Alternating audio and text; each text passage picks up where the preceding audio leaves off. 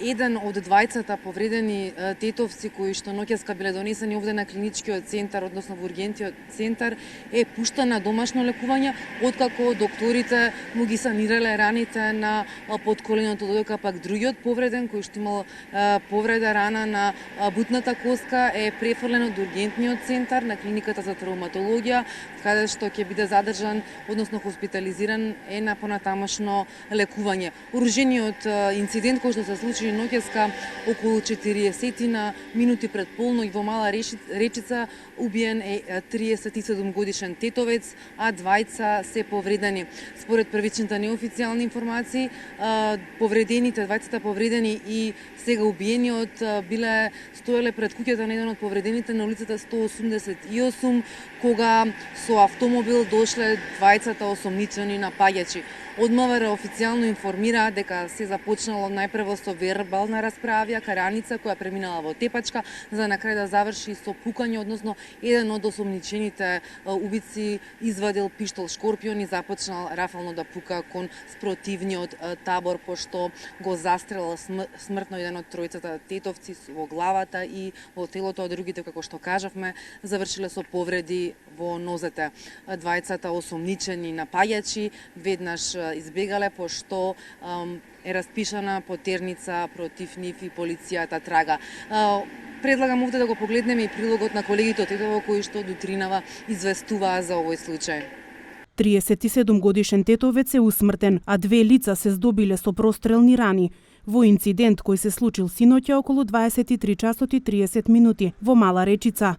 Осомничени се 2 лица на возраст од 30 и 33 години. По вербална расправија, еден од осомничените пукал кон сега починатиот и повредените. Со 2 прострелни смртоносни рани, од кои починал на самото место, убиен е 37 годишен тетовец, додека уште 2 други лица, едното од Мала Речица, другото од Тетово, на возраст од 34 и 39 години, задобиле прострелни рани во носете, од кои по укажаната лекарска помош во Тетовската клиничка болница итно се префрлени на скопските клиники.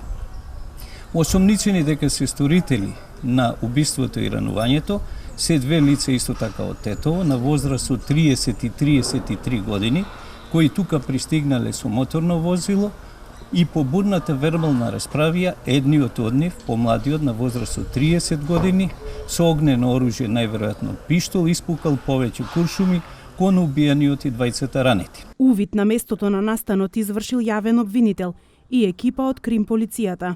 Телото на починатиот по наредба на јавниот обвинител е предадено на обдукција.